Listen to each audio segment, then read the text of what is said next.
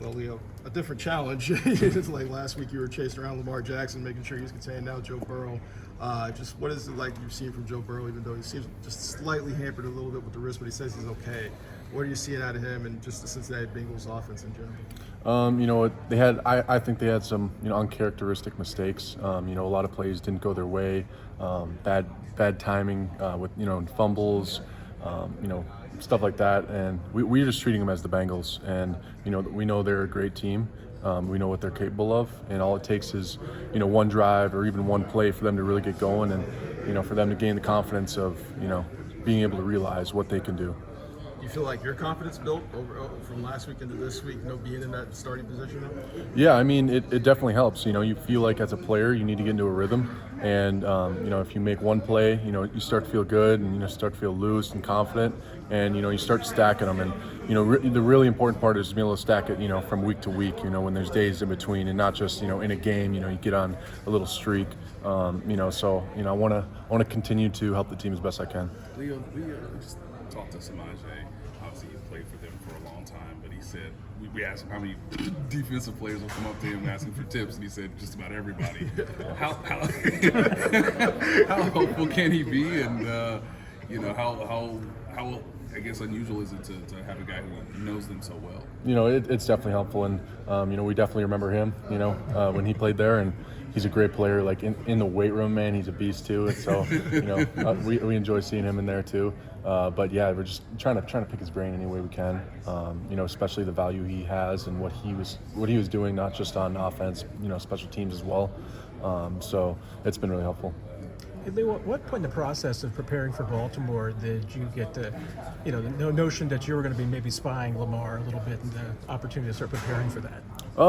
It's something we go through a little bit in training camp. Just like talk through. You don't want to focus all your efforts on Baltimore. When you're early on in training camp, but we dedicate like a day or two here and there. Just to prepare, just because it's so unique in the way that he runs the offense and gets it going.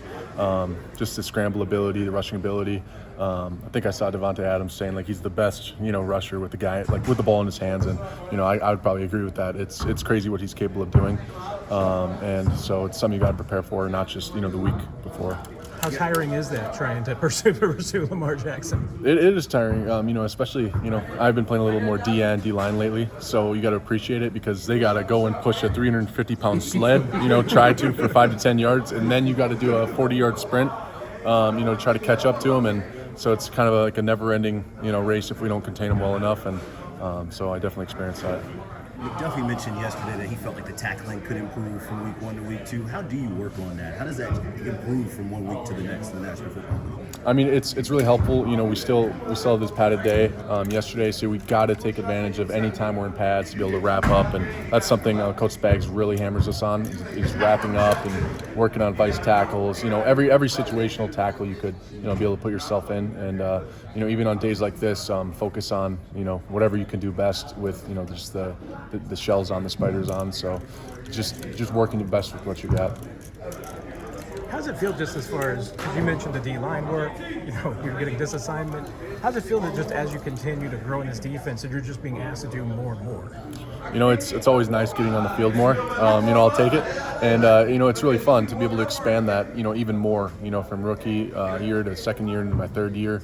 It's being able to really fully understand, the job, the guys in front of me, because I could be put in that situation because, maybe a guy goes down or they call me up. So I need to really know, like, any call that we have in. That's what Coach Spags has echoed to me, is really understanding the bigger picture of things and know basically every spot of the D-line in front of me. And, I also, can't go, too fast myself. I got to know the other 2 linebacker spots as well. So, it's just an honor being in that position. It's always an honor to have more stress on your shoulders because it means, they're putting it there for a reason and they trust you. Did he give you, Spags was often tell guys, like, this is someone who did it before you when I was working with him. Did he give you any player that he could say comparably you should look into how he maybe handled a bigger role? I'm trying to think.